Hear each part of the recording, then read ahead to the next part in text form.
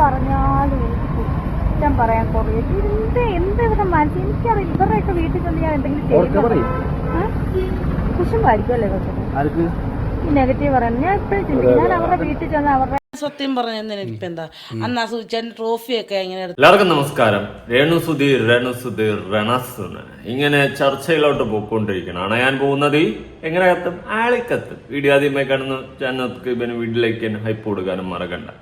ഇവളുടെ കേസ് ഇപ്പോ മിക്ക സെലിബ്രിറ്റി സ്റ്റാറ്റസിലുള്ള ആൾക്കാരും സംസാരിച്ചു തുടങ്ങിയിട്ടുണ്ട്. ഓരോ ഇന്റർവ്യൂകളിൽ ഇവളെ കുറിച്ച് പറയാൻ തുടങ്ങിയിട്ടുണ്ട്. ഒരു മനുഷ്യന്മാരും നല്ലത് പറയുന്നതായിട്ട് കാണുന്നില്ല. പ്രത്യേകിച്ച് ഈ രേണു എന്ന് പറയുന്ന യവക്ക് വിവരവും ബോധവും പൊക്കണോ ഏഴല്ല തുടിപ്പോയിട്ടില്ല. അത് നമുക്ക് എല്ലാവർക്കും അറിയാവുന്നുള്ളൊരു കേസാണ്. ഇനി ഇവളെ സപ്പോർട്ട് ചെയ്തുകൊണ്ടിരുന്ന പലരും എനിക്കിപ്പം മെസ്സേജ് അയച്ചും തുടങ്ങി. അതുപോലെ നീയായിരുന്നു ശരിയെന്ന്. സന്തോഷമുണ്ട്. അത് ഞാൻ കാണിച്ചു തരാം. ഞാൻ കള്ളം പറയണമെന്ന് പറയാം, ഞാൻ തള്ളി മറിക്കണം എന്ന് പറയാം. കാണിച്ചു തരാം. എന്തായാലും ആദ്യം നമുക്കൊരു വീഡിയോ കാണാം. ആ വീഡിയോയിൽ രേണു സ്വയം ബൂസ്റ്റപ്പ് ചെയ്യാണ്. കണ്ടപ്പോ ഇതെന്താ ഇങ്ങനെ എന്ന് ഞാൻ ചിന്തിച്ചു. പിന്നെ ബോഡി ഷേമിങ് യോജിപ്പുള്ളൊരു കാര്യമില്ല. അത് അത്ര നല്ലൊരു കാര്യമില്ല. നമുക്കൊരാളെ ഇഷ്ടമില്ലെങ്കിൽ കൂടി അവരെ ബോഡി ഷെയിം ചെയ്ത് കളിയാക്കാതിരിക്കുക. അതായിരിക്കും അതിന്റെ ഒരു ഉചിതം. അല്ലാണ്ട് നമുക്ക് ഉള്ള കാര്യങ്ങളൊക്കെ വലിച്ചീരൊട്ടിച്ച് കോപ്രായങ്ങളെല്ലാം വലിച്ചീരൊട്ടിച്ച് പൂരത്തെറി വിളിച്ചാലും കുഴപ്പമില്ല. പക്ഷെ ബോഡി ഷെയിം, ഒരാളുടെ ഫിസിക്കൽ അപ്പിയറൻസിനെ വെച്ചിട്ടുള്ള കളിയാക്കല് ഒരു യോജിപ്പുള്ളൊരു കേസല്ല എന്നെ സംബന്ധിച്ചിട്ട്. ഞാനത് പറയാനുള്ള റീസൺ ഈ വീഡിയോ കാണുമ്പോൾ നിങ്ങൾക്ക് മനസ്സിലാവും.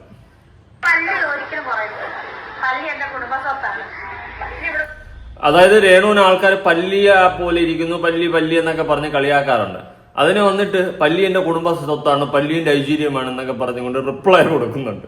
അത്രയ്ക്കുള്ള വിവരം അതിനുള്ളൂ. കുഴപ്പമില്ല. പല്ലി എന്റെ കുടുംബ സ്വത്താണ്, പല്ലി എന്റെ അച്ഛനാണെന്ന് പറയാത്തത് നന്നായി. തങ്കം ചേട്ടനെ മാറ്റിയിട്ട് പല്ലിയാണ് എന്റെ അച്ഛൻ എന്ന് രേണു പറയാത്തത് എന്തുകൊണ്ടും നന്നതായി. ഞാൻ വിചാരിച്ചു ഇനിയിപ്പോ ചിലപ്പോ പറയാം പല്ലിയാണ് എന്റെ അച്ഛനെന്ന്. ഏത് ആ സെറ്റപ്പിലോട്ട് പോയായിരുന്നു. സംസാരിച്ച് പല്ലി കയറി പോകുന്നുണ്ട്. പല്ലിന്റെ കുടുംബ സ്വത്താണ്, പല്ലിന്റെ അച്ഛനാണ്, എന്റെ അച്ഛന്റെ അച്ചാറാണ് എന്നൊക്കെ പറഞ്ഞുകൊണ്ട് അങ്ങോട്ട് പോകുന്നത് ഉണ്ടായിരുന്നു. നോക്കാം.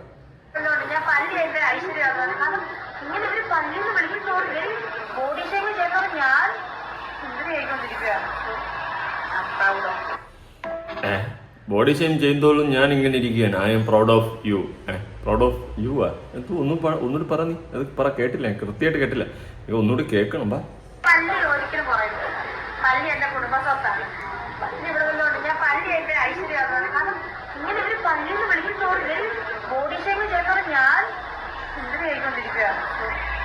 ഓ അങ്ങനെ ബോഡി ഷെയിം ചെയ്യുന്നതോറും ഞാൻ സുന്ദരി ആയിക്കൊണ്ടിരിക്കുകയാണ്. സുന്ദരി വന്നൊരുങ്ങിവ, നാളെയാണ് താലിമംഗലം. നിന്നെ AGP എല്ലാം കെട്ടുന്ന കാണാനാണ് ഞാൻ ആഗ്രഹിക്കുന്നത്. കാരണം രണ്ട് ഷൊണ്ണകളും കൂടെയൊക്കെ ചേർന്ന് ഞാൻ അടിപൊളിയായിരിക്കും. സത്യം.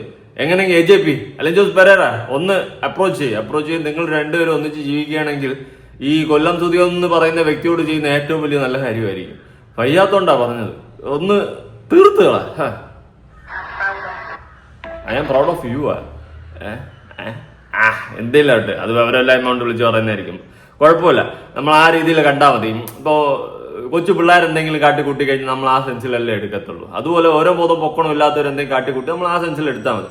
സുധി മുകളിലോട്ട് വരാനുണ്ട് കേട്ടോ. അതിനു മുന്നേ എനിക്ക് വന്നിട്ടുള്ള ഒരു മെസ്സേജ്, രാവിലെ ഉറക്കണിട്ട് ഫസ്റ്റ് മെസ്സഞ്ചർ എടുത്ത് നോക്കിയപ്പോൾ ഫസ്റ്റ് കണ്ട മെസ്സേജാണ് ഞാൻ ഈ മെസ്സേജ് കണ്ടപ്പോൾ തന്നെ. അടിവയറ്റിലും മഞ്ഞ് വീണ സുഖമായിരുന്നു എനിക്ക് കിട്ടിയത്. ആ ഒരു സെറ്റപ്പ് മെസ്സേജാണ്. ഞാൻ വായിക്കാം. രേണുവിന്റെ ലേറ്റസ്റ്റ് വീഡിയോ പൊളിച്ചു അതുൽ. Okay, thank you. ഞാൻ നിന്നെ കുറെ നെഗറ്റീവ് ഒക്കെ പറഞ്ഞിട്ടുണ്ട് ചിലതിൽ, പക്ഷെ നീ പോകുന്നത് കറക്റ്റ് ട്രാക്കിലാണ് മോനെ. ഓൾ ദ ബെസ്റ്റ് ഡാ കുട്ട എന്ന് പറഞ്ഞുകൊണ്ട് ഒരു മെസ്സേജ് അയച്ചിട്ടുണ്ടായിരുന്നു. അതായത് എന്നെ കുറെ നെഗറ്റീവ് ഒക്കെ പറഞ്ഞിട്ടുണ്ട്, എന്നാൽ നീ പോകുന്നതാണ് കറക്റ്റ് ട്രാക്ക് എന്ന് ഇപ്പൊ റിയലൈസ് ചെയ്തിട്ട് എനിക്ക് മെസ്സേജ് അയച്ച ഒരാളാണ്. Love you too. എന്തെങ്കിലും ഞാൻ താങ്ക് യു പറഞ്ഞിട്ടുണ്ട്.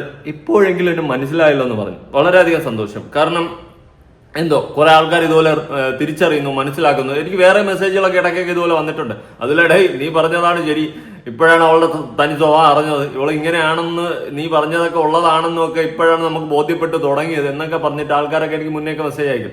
ഇത് പിന്നെ രാവിലെ ഉറക്കം ഫസ്റ്റ് മെസ്സേജ് ഇത് തന്നെ കാണാനിടെ. അപ്പൊ പിന്നെ സ്ക്രീൻഷോട്ട് എടുത്തു വെച്ചു. അത്രേ ഉള്ളൂ.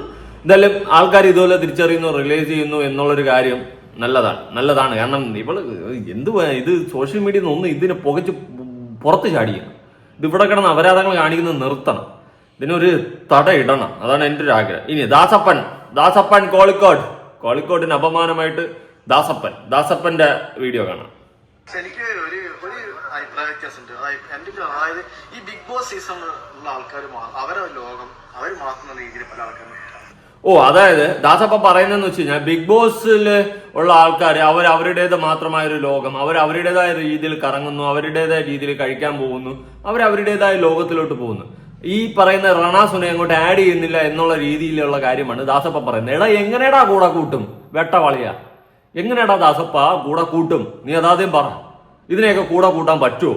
കൂടെ കൂട്ടിക്കഴിഞ്ഞാൽ ഇല്ലാത്ത ചീത്തപ്പേരും കൂടി കിട്ടും.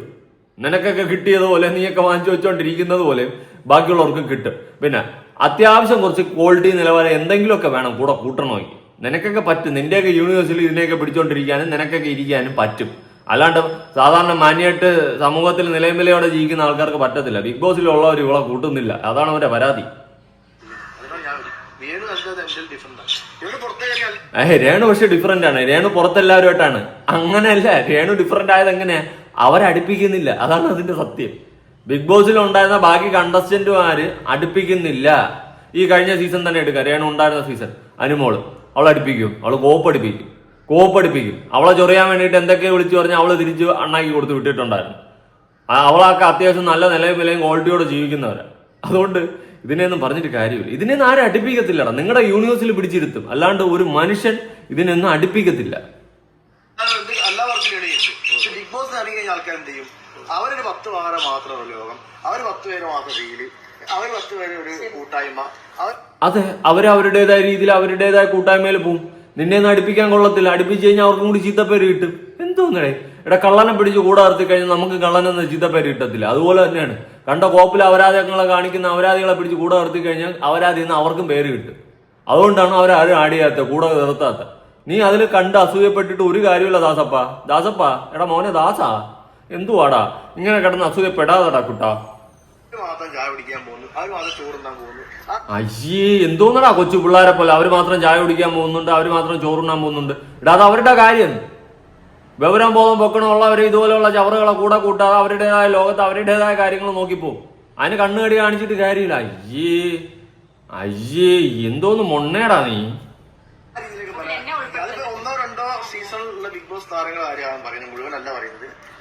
ഒന്നോ രണ്ടോ സീസണിലെ ബിഗ് ബോസ് താരങ്ങളാണ് പറയുന്നത്. അത് വേറെ ഒന്നുമല്ല, ഈ രേണുവിനെ അടുപ്പിക്കാത്തത് കൊണ്ടാണ് ഇങ്ങനെ പറയുന്നത്. കാരണം ഇവിടെ എങ്ങനെ അടുപ്പിക്കൂടെ? ഇവിടെ അടുപ്പിച്ച് കഴിഞ്ഞാൽ ചീത്തപ്പേര് കിട്ടും. ആ ഷെയർ എന്തിനു വാങ്ങണത്? വെറുതെ ഇരുന്നും കൊണ്ട്.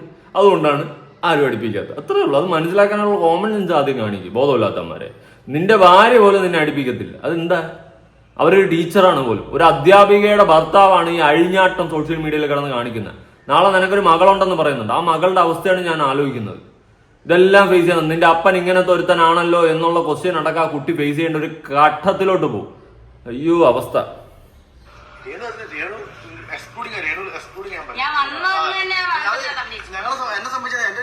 ഞാൻ വന്ന അന്ന് തന്നെ ആൽബത്തിൽ അഭിനയിച്ചു. ഞാൻ സിംപ്ലിസിറ്റിയാണ് എന്റെ മെയിൻ. അല്ലാണ്ട് നിന്നെ ഈ ഓഞ്ഞ ആൽബത്തിലല്ല വേറെ ഏതെങ്കിലും പടത്തിൽ എടുക്കുമോ, അല്ലെങ്കിൽ വേറെ എന്തെങ്കിലും എടുക്കുമോ? ഇല്ല. അതുകൊണ്ട് ഞാൻ വന്ന അന്ന് തന്നെ ആൽബത്തിൽ അഭിനയിച്ചു. അതായത് ബിഗ് ബോസ് എന്ന് പറയുന്ന ഷോയിൽ പോകുമ്പോൾ അത്യാവശ്യം ഒരു സെലിബ്രിറ്റി സ്റ്റാറ്റസ് ഇട്ട് കുറച്ചൊരു ക്വാളിറ്റി ഉള്ള ഒരു ഇമേജ് കിട്ടും.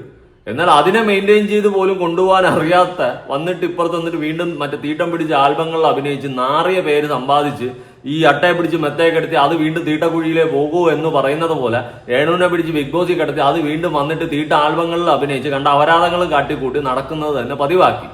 അത് നിന്റെ വിവരമില്ലായ്മ ബോധമില്ലായ്മയാണ്, അല്ലാതെ നിന്റെ സിംപ്ലിസിറ്റി ആണെന്ന് നീ പറയരുത് കേട്ടാ. പിന്നെ ഈ സിനിമയിലെ വേറെ നല്ല എന്തെങ്കിലും തേങ്ങയിൽ അഭിനയിക്കാനുള്ള കലാപരമായിട്ടുള്ള കഴിവുമില്ല. അത് വേറൊരു സത്യം.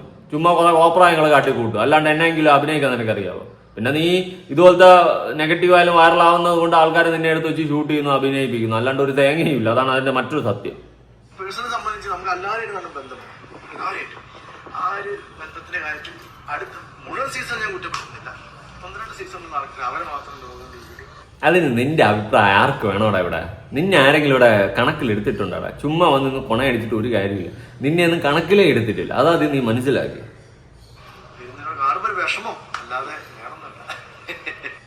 വിഷമം ഉണ്ടെങ്കിൽ നീ പോയി കുനിഞ്ഞിരി, അതായിരിക്കും നിനക്ക് ബെറ്റർ. ഉള്ള കാര്യം പറയാം, വിഷമം പോലെ. പിന്നെ നിന്നെയൊക്കെ അടുപ്പിച്ച് കഴിഞ്ഞാൽ നിന്നെ വിട്, മറ്റവളെ അടുപ്പിച്ച് കഴിഞ്ഞാൽ ചീത്തപ്പേര് കിട്ടും. അതാദ്യം നീ മനസ്സിലാക്കണം. ചുമ്മാ വന്നിരുന്നേ കണാകുണാന്ന് വല്ലതും വിളിച്ച് പറയുമ്പോൾ അതും കൂടി ഒന്ന് നീ മനസ്സിലാക്കി കഴിഞ്ഞാൽ കുറച്ച് ബെറ്റർ ആയിരിക്കും കേട്ടാ. അയ്യോ, അടുപ്പിക്കാൻ പറ്റിയ സാധനം ആ എന്നിട്ട് എന്റെ ഇടയില് രേണു സിംപ്ലിസിറ്റിയാണ് മെയിൻ പിടിക്കാൻ നോക്കി. ഞാൻ ബിഗ് ബോസിൽ നിന്ന് വന്നിട്ട് ആൽബത്തിൽ അഭിനയിച്ചത്. എന്ത് ആൽബം? കണ്ട അപരാധങ്ങൾ ഷൂട്ട് ചെയ്ത് പുറത്ത് വിടുന്ന പടപ്പിച്ച് വിടുന്നതിന് പേര് ആൽബം.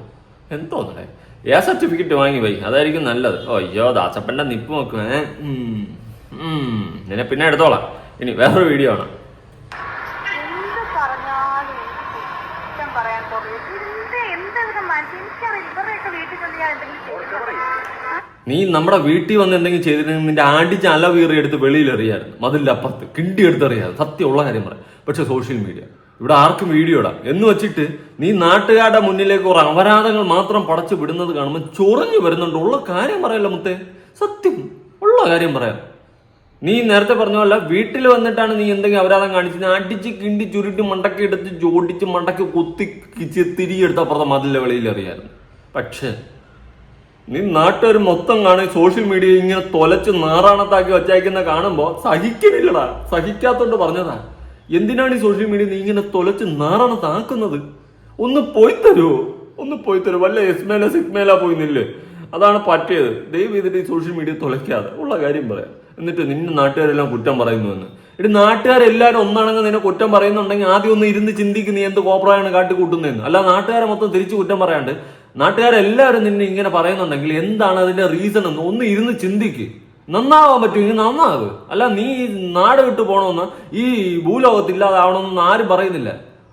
ഈ അപരാധങ്ങൾ കാണിക്കുന്നത് ഒന്ന് നിർത്തിത്താ. കാണാൻ വയ്യാത്തോണ്ട് എങ്ങനെ എടുത്തു നോക്കിയാലും നമ്മുടെ ഫീഡിൽ വരുന്നത് ഇത് തന്നെയാണ്. ഏറ്റവും കൂടുതൽ ആൾക്കാർ ഷെയർ ചെയ്യുന്നത് ഇത് തന്നെയാണ്. ഒരു സമയത്ത് വേറെ പല കണ്ടന്റുകൾ ഷെയർ ചെയ്തെന്ന ആൾക്കാരെല്ലാവരും എനിക്ക് പറഞ്ഞു രേണാസുര മാത്രമാണ് ഷെയർ ചെയ്തത്. വിഷമമുണ്ട്. കുശുമ്പ് പെടാൻ പറ്റിയ സാധനം. പിന്നെ നിന്റെ അടുത്ത് നിന്നെയൊക്കെ കണ്ടിട്ട് കുശുമ്പ എന്തുവാടാ ഇത്? എന്തരടാ ഈ പറയണത്? നിന്നെയൊക്കെ കണ്ടിട്ട് അസൂയ കുശുമ്പ് ആർക്കെങ്കിലും മനുഷ്യന്മാർക്ക് തോന്നുമോ? അശ്ശി, ഇത് ഇവളുടെ വിചാരം എന്ന് വെച്ച് കഴിഞ്ഞാൽ ഇവൾ ഇപ്പോഴും വലിയ എന്തോ പോപ്പുലർ ആയിട്ടുള്ള സ്റ്റാർ ആണെന്ന്. ദേഷ്യം പറഞ്ഞു.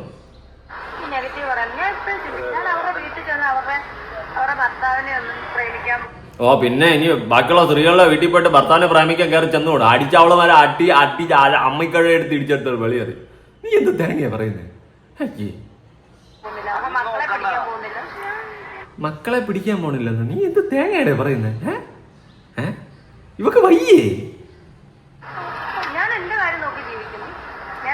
നിന്റെ കാര്യം നോക്കി ജീവിക്കുന്നെങ്കിൽ നീ നിന്റെ വീട്ടിൽ പേരുന്ന് ജീവിക്കും. നാട്ടുകാരെ കാണിക്കാനായിട്ട് കുറെ ആൽബം കോപ്പെന്ന് പറയും, കൂടെ കുറെ അപരാധങ്ങളും കുറെ മറ്റേ ഓൺലൈൻ മീഡിയാസിനെ കൊണ്ട് കുറെ വീഡിയോകളും എടുപ്പിച്ച് ഇട്ട് നോട്ടുകാർ എന്തിനാണ് ഇറിറ്റേറ്റ് ചെയ്യിപ്പിക്കുന്ന സാധനം. നീ ഒന്നും പറയാൻ പോണ്ട. നീ മേലെ വാ തുറന്നുമല്ലോ. ഇനി സുതിമോള് കുറച്ച് കാര്യങ്ങൾ പറയുന്നുണ്ട്. സുതിമോളെ എല്ലാവർക്കും അറിയായിരിക്കും. ഒരു ചിരി ബമ്പർ ചിരിയിലൂടെയൊക്കെ അത്യാവശ്യം നല്ല ഫെയിം നേടി വന്ന് ഒരു കഷ്ടപ്പാടിൽ നിന്ന് ഒരുപാട് കഷ്ടപ്പാടിൽ നിന്ന് ഒറ്റയ്ക്ക് വഴിവെട്ടി വന്നവൾ എന്നൊക്കെ പറയാൻ പറ്റുന്ന ഒരു ക്യാരക്ടർ തന്നെയാണ്.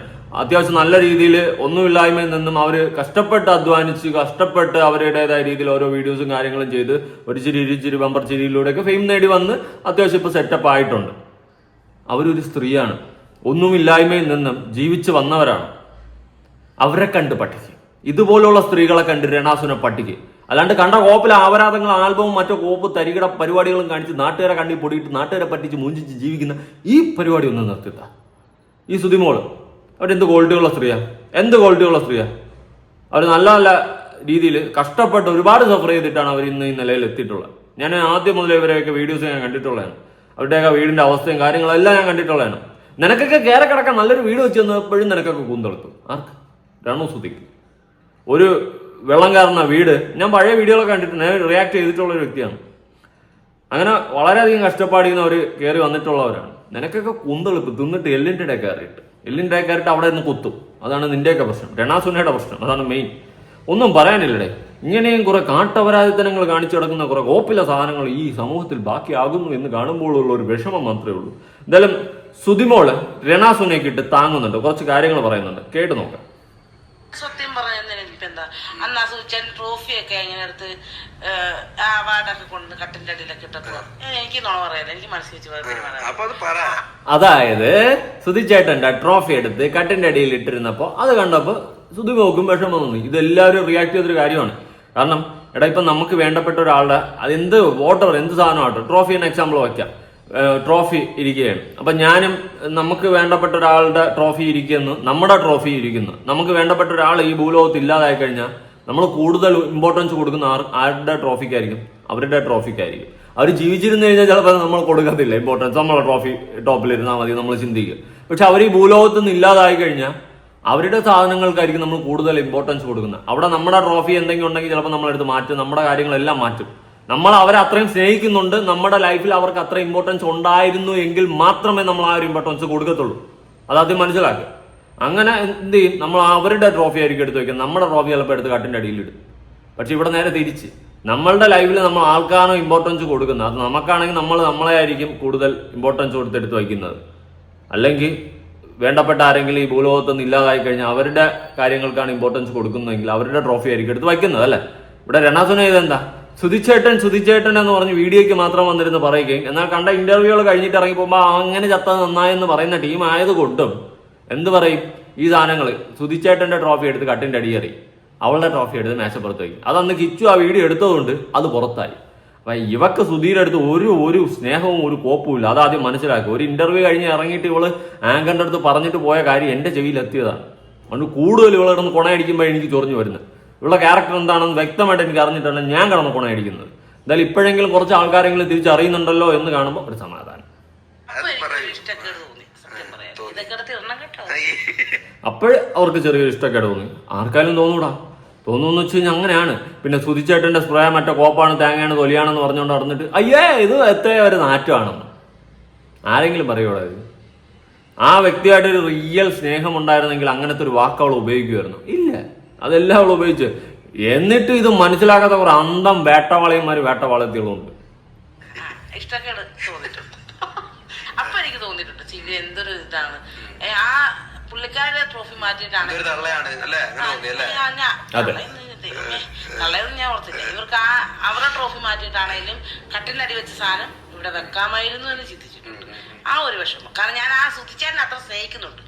അതുകൊണ്ട് രേണുസുതിയോടും അല്ലെങ്കിൽ രേണുസുതിയുടെ ഇപ്പൊ കിച്ചു എന്ന് പറയുന്ന മോനോടൊക്കെ എല്ലാവർക്കും സ്നേഹം, കൊല്ലം സുധിക്കോടുള്ള സ്നേഹമാണ് എല്ലാം കിട്ടിക്കൊണ്ടിരുന്നത്. അന്ന് അത് കറക്റ്റ് കാര്യമല്ലേ? അവൻ പറഞ്ഞത് കറക്റ്റ് അല്ലേ? കൊല്ലം സുധി എന്ന് പറയുന്ന വ്യക്തി മരിച്ചതിന് ശേഷം ജനങ്ങളുടെ ഇടയിൽ ഹൃദയങ്ങളിൽ ഇടം നേടിയ ഒരു വ്യക്തിയാണ്. ആ ഒരു സ്നേഹമാണ് ഇവക്ക് ഷെയർ കിട്ടിയത്. അതിനെ ഇവള് യൂട്ടിലൈസ് ചെയ്ത് അവസാനം സുധിയെ വരെ നാട്ടിച്ചു, മരിച്ചുപോയ വ്യക്തി വരെ അവളെ നാട്ടിച്ചു. അതാണ് അതിന്റെ മറ്റൊരു വാസ്ത. സുധിച്ചേട്ടന്റെ ആണ്ടിന്റെ അന്ന് അവിടെ ഡാൻസ് കളിച്ചു അലൻ ജോസ് പെരേര. ശരിക്കും ആ മൈ മോനെ കൈ കിട്ടിക്കഴിഞ്ഞ് പിടിച്ച് പിഴിയണം. ഒരാളുടെ ആണ്ടിന് പോയിട്ട് ഡാൻസ് കളിച്ചിരിക്കണം, അവന്റെ മറ്റേ അടുത്ത ഡാൻസ്. അത് കണ്ടിട്ട് അവിടെ ഉള്ള ആ വ്യക്തിയുടെ ഭാര്യ, അതായത് മരിച്ചുപോയ ആ വ്യക്തിയുടെ ഭാര്യ സപ്പോർട്ട് വന്ന് ഡാൻസ് കളിച്ച് അലൻ ജോസ് പെരേരയ്ക്ക് നന്ദി. സൂപ്പർ.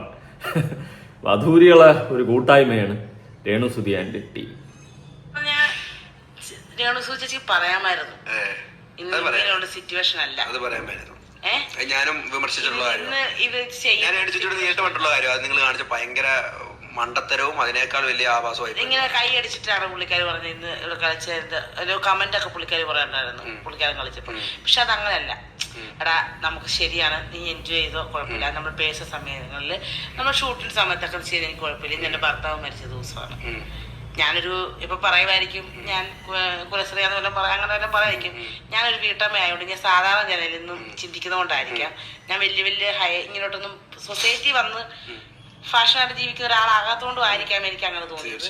പറയാം അങ്ങനെയല്ല എന്റെ പൊന്നു സുധിമോളെ, അങ്ങനെയല്ല സംഭവം. വിവരവും ബോധവും പൊക്കണമുള്ളവർ ഇങ്ങനെ ചിന്തിക്കത്തുള്ളൂ. എന്നാൽ വിവരം ബോധം പൊക്കണമില്ലാത്ത അവരെ പോലത്തെ ഉള്ള യൂണിവേഴ്സിലുള്ളവർ അങ്ങനെ ചിന്തിക്കും. അതെന്താ ഇപ്പൊ ആണ്ടിന്റെ ഡാൻസ് കളിച്ച കണ്ട കാട്ടപരാധികൾ അങ്ങനെ ചിന്തിക്കത്തുള്ളൂ. എന്നാൽ മനുഷ്യത്വവും മനസാക്ഷിയും നമ്മൾ അത്രയും വില കൊടുത്തിരുന്ന ഒരു വ്യക്തിയുടെ ആണ്ടാണെന്നുള്ള ഒരു ബോധമൊക്കെ ഉണ്ടായിരുന്നെങ്കിൽ ഇമ്മാതിരി അപരാധത്തിന് കൂട്ടിക്കത്തില്ല. ആരെങ്കിലും ഇങ്ങനെ ചെയ്യൂടെ? അപരാധി മക്കള്.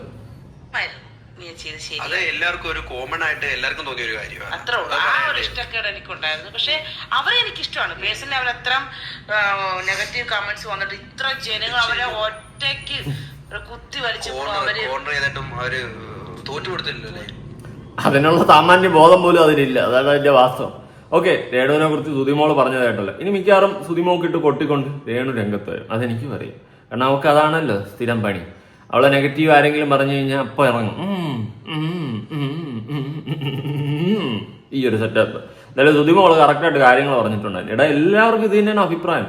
ഈ സെലിബ്രിറ്റി സ്റ്റാറ്റസിൽ നിൽക്കുന്ന പലരും എൻ്റെ അടുത്ത് കോൺടാക്ട് ചെയ്തിട്ടുണ്ട്, എനിക്ക് മെസ്സേജ് അയച്ചിട്ടുണ്ട്, എടാ നീ പറയുന്ന കാര്യങ്ങൾ കറക്റ്റ് ആണെന്ന്. അപ്പം ഞാൻ തന്നെ ഞാൻ അത്രയ്ക്ക് സംഭവമായിരുന്നു എന്ന് തോന്നുന്നു. അതുകൊണ്ട് ആൾക്കാർക്ക് എല്ലാ ഇതേ അഭിപ്രായങ്ങൾ തന്നെയാണ്. അത് വിവരവും ബോധവും പൊക്കണമുള്ളവർ, ഇല്ലാത്ത കുറേ പേരുണ്ട്, കുറേ ബോധവും വിവരവും ഇല്ലാത്ത, സ്കൂളിൻ്റെ വരാന്ത പോലും കണ്ടിട്ടില്ലാത്ത കുറേ ടീംസ് ഇരുന്ന് ഇങ്ങനെ ചിന്തിക്കും. ഏത് അവളൊരു വിധവയല്ലേ, അവൾ എന്തിനാണ് എല്ലാവരും കൂടി ക്രൂശിക്കുന്നത്, ഈ ഒരു സെറ്റപ്പിൽ ഒരു സ്ത്രീയല്ലേ, ഈ ഒരു സാധനം ചിന്തിക്കും.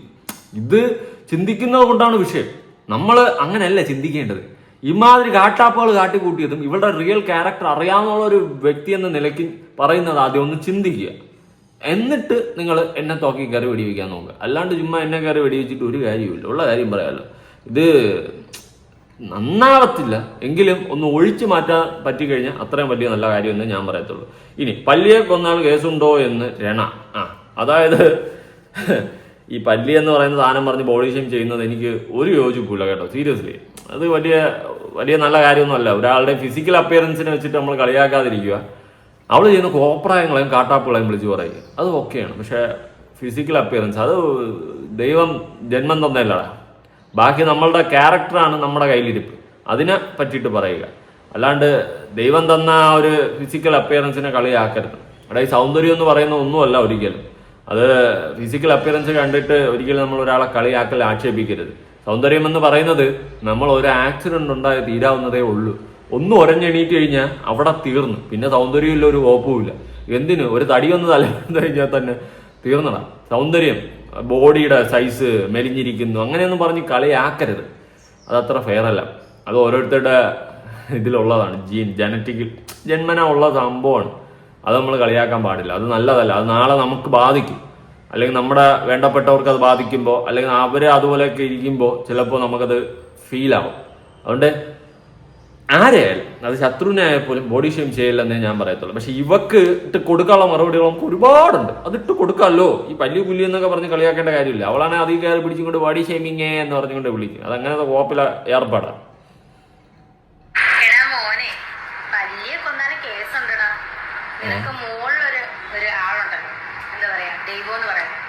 എന്തിനാ വെറുതെ പല്ലിയെ തല്ലിക്കൊല്ലുന്നത്? അതെന്തെങ്കിലും ഉപദ്രവം നിനക്ക് ചെയ്തു?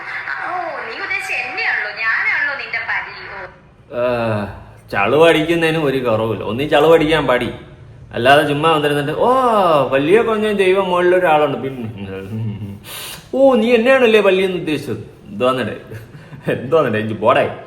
ഇനി റിംഗ് ലൈറ്റ് ഒക്കെ വെച്ചിട്ട് നിന്ന് വീഡിയോ ഷൂട്ട് ചെയ്യുന്നുണ്ട്. മിക്കവാറും മൊത്തം കരിഞ്ഞു പോകാനുള്ള ചാൻസ് ഉണ്ട്. അവളൊരു ദേവത തീർന്നു. റിംഗ് ലൈറ്റിന്റെ അകത്ത് എറിയിക്കുകയാണ്. മിക്കവാറും കരിഞ്ഞു പോകും. ക്യാപ്റ്റൻ അമേരിക്കയിൽ മറ്റേ ഇലക്ട്രിക് ഷോക്ക് കയറ്റിയിട്ട് അവനെ വലുതാക്കിയതല്ല, ഇവള് കരിഞ്ഞു പോകും. മിന്നലായിട്ട് കരിഞ്ഞു പോയതുപോലെ റിംഗ് ലൈറ്റ് ആയിട്ട് കരിഞ്ഞു പോകും. ഉള്ള കാര്യം പറയും. ഇതിന്റെ അകത്തൊന്നും കയറി നിൽക്കില്ല. ഇത്രയും വെളിച്ചോണ്ടെടുത്ത് വെക്കുന്നത് എന്തൊക്കെ കേടുണ്ടാവും അറിയാമോ ശരീരത്തിന്? അകത്ത് കയറിയിരിക്കുന്നു റിംഗ് ലൈറ്റിന്റെ. കഷ്ടം. ഒരു ഹെയർ സ്റ്റൈലൊക്കെ ആക്കിയിട്ടുണ്ടല്ലേ രേണു? അയ്യോ നാണം. അവളത് വാസനൈ അവളുടെയും യോസനൈ കേട്ടുതാൻ പൂക്കളും പൂക്കുമോ നെற்றிമേലെ ഒറ്റை മുറിയാടും പോത് നെഞ്ചുക്കുള്ള മതി മിന്നൽ വന്ന് പോയ അതൊക്കെയാണ് രേണു. മതി മതി മതി മതി മതി നിന്റെ മിന്നൽ പോട്ട മതി. അയ്യോ എന്താ അഭിനയ കുലപതിയെ ചിങ്കം ചിങ്കം ഈഗോട്ട ചിങ്കം. അപ്പൊ ഇതൊക്കെയാണ് ഇന്നത്തെ രേണുവിന്റെ പരിപാടികൾ. എന്നും രേണുവിന്റെ ഒരു വീഡിയോ ചെയ്യും, ഞാൻ പോവും. ഇത് തന്നെയാണ് ഇപ്പൊ എന്റെ പരിപാടി. എന്ത് ചെയ്യാൻ? ഒരുപാട് പേര് പറയുന്നുണ്ട് അതിലെ വീഡിയോ നിർത്തരുതെന്ന്. എന്നാൽ കുറെ പേര് പറയുന്നുണ്ട് അതിലെ മതിയാക്കടാന്ന്. എന്തായാലും നമുക്ക് കണ്ടന്റാണ്, നമ്മൾ ചെയ്യും. പിന്നെ ആൾക്കാർ ഒന്നടങ്കം പറഞ്ഞു കഴിഞ്ഞാൽ അതിലെ വേണ്ടെന്ന് പറഞ്ഞു കഴിഞ്ഞാൽ ഞാൻ നിർത്തും. എല്ലാവരും പറയണേ അതിലെ വേണ്ട നിർത്തിക്കോ എന്ന് പറഞ്ഞു കഴിഞ്ഞാൽ ഞാൻ നിർത്തും. ഇല്ലാത്ത പക്ഷം നമ്മളിങ്ങനെ ചെയ്യട്ടെ, ആർക്ക് തരണം. എന്തായാലും നിങ്ങളുടെ അഭിപ്രായങ്ങളും കാര്യങ്ങളും ഉറപ്പായിട്ട് താഴെ കമന്റ് പുതിയൊരു വീഡിയോ ഇട്ടണം. ബൈ.